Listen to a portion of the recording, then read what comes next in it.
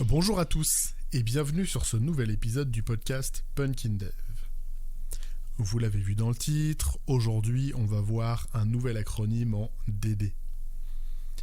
Autant je vous ai déjà parlé de TDD pour le Test Driven Development, de DDD pour le Domain Driven Design, mais je crois pas encore vous avoir vraiment parlé de BDD.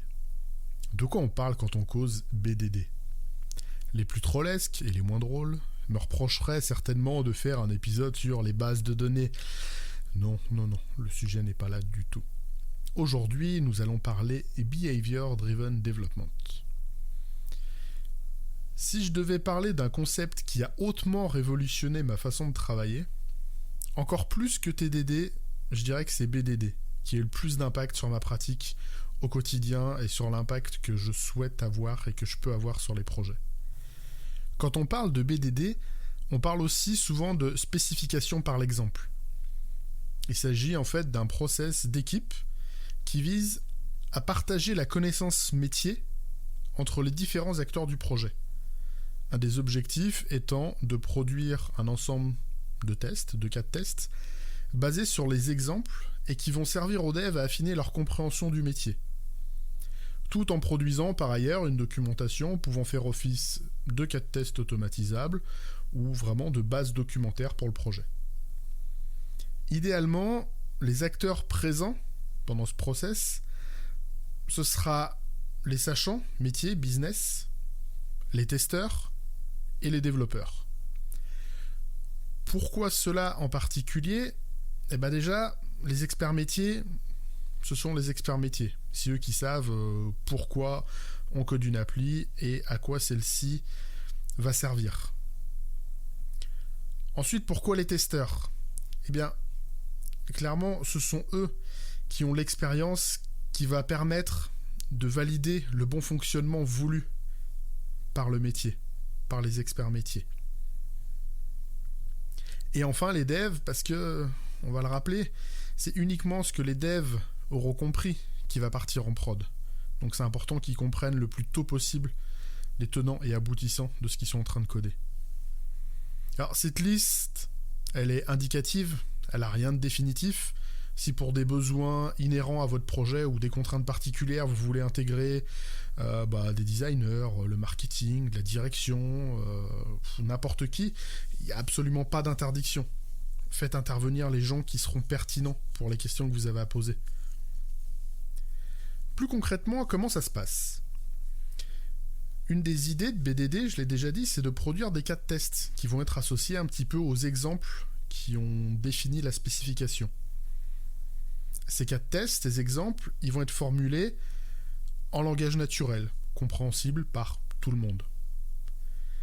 Le formalisme qu'on utilise souvent pour ces cas de test, c'est celui qui est proposé par le langage Gherkin, à base de given, when, then.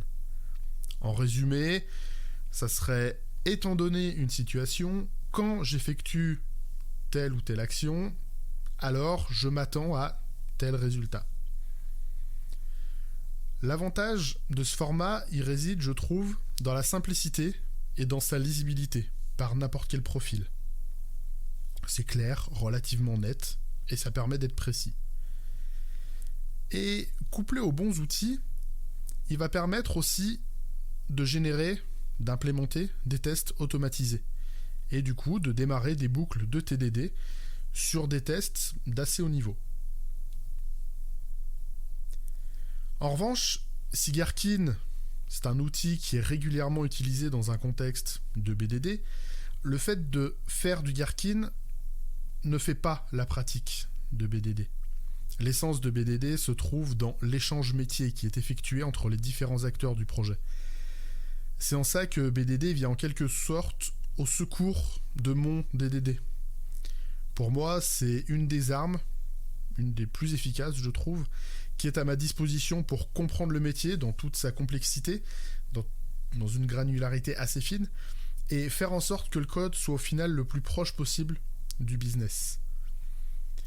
Pour faire plaisir à certains, je dirais même que faire du Gherkin, c'est au BDD ce que faire des tests unitaires est au TDD. C'est pas une fin en soi, mais c'en est un élément constitutif. Ceci dit, Faire du Gherkin, même sans BDD, tout comme faire des tests unitaires sans TDD, à mon sens, ça peut quand même présenter pas mal d'intérêt. En tant que dev, avec des bons scénarios sous Gherkin, vous allez disposer d'une vraie bonne base pour commencer à coder.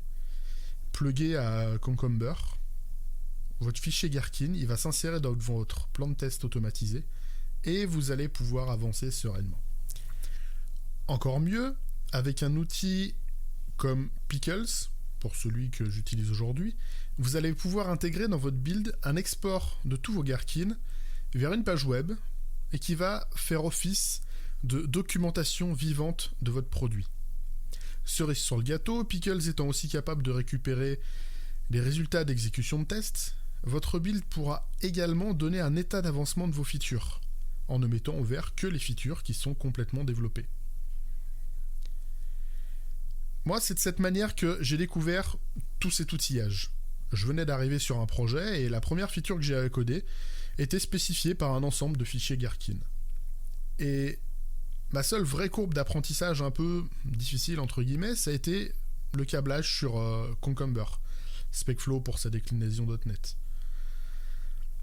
J'ai eu aucun problème métier, j'avais pas vraiment de questions, tout était clair, je savais exactement quel besoin devait être comblé, alors même que j'étais sur le projet depuis tout juste 24 heures. Par la suite, en revanche, j'ai découvert l'intérêt des échanges purement métiers. Notre PO réalisait ses spécifications au travers tout un ensemble de Gherkin, et on essayait en tant que dev de challenger tous les cas qu'ils nous proposaient en exposant des fois des limites qu'on pouvait percevoir ou des problèmes qui risquaient d'y avoir à partir de la connaissance qu'on avait de la codebase.